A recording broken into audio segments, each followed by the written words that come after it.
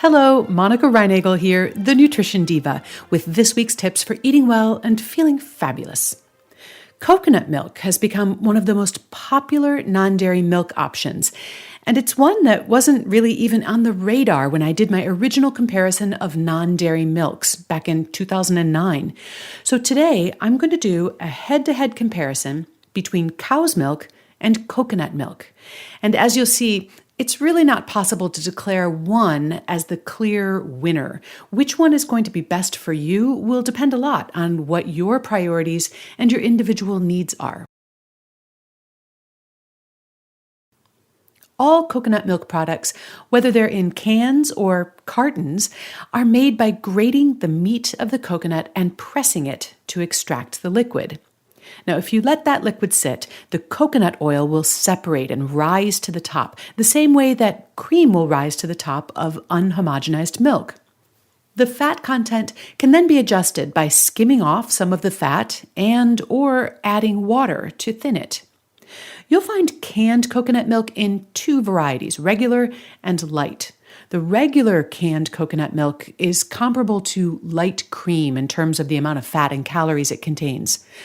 Light canned coconut is closer to the fat and calorie content of whole milk. Both have a very pronounced coconut flavor, and they're generally used in rich soups, sauces, and desserts. Now, the coconut milk that you'll find in cartons in the dairy aisle is much more diluted than canned coconut milk. Small amounts of salt, sugar, and other flavorings are usually added, along with various gums or gels that act as emulsifiers to keep it from separating. Calcium and vitamin D are also added in order to make the nutritional profile closer to that of dairy milk.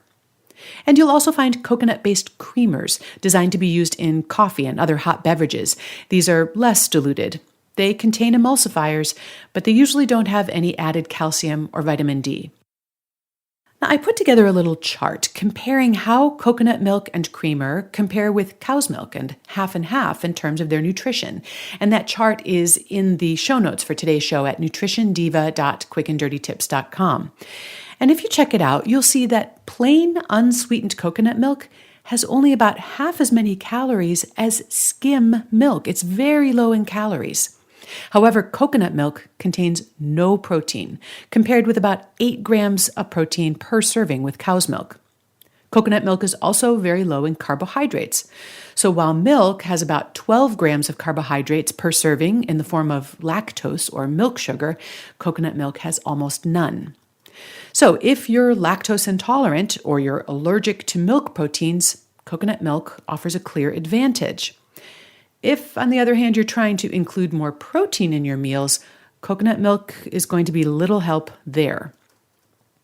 So, coconut milk is very low in protein and carbohydrates, and that means that virtually all of the calories in coconut milk products come from fat.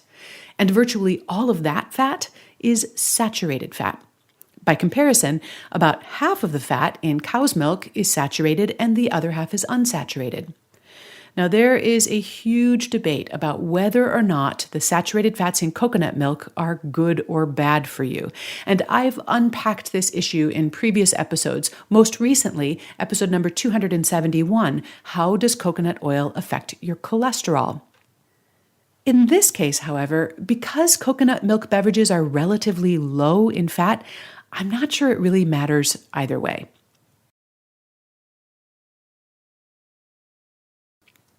And now, how does coconut milk compare with other non-dairy options? Coconut milk is obviously a plant-based food, and for those who don't wish to consume animal products, coconut milk would certainly fit the bill. However, other plant-based milks may offer some nutritional advantages over coconut milk. Soy milk, for example, contains high-quality protein. Hemp milk contains omega-3 fatty acids. Oat milk gives you some fiber.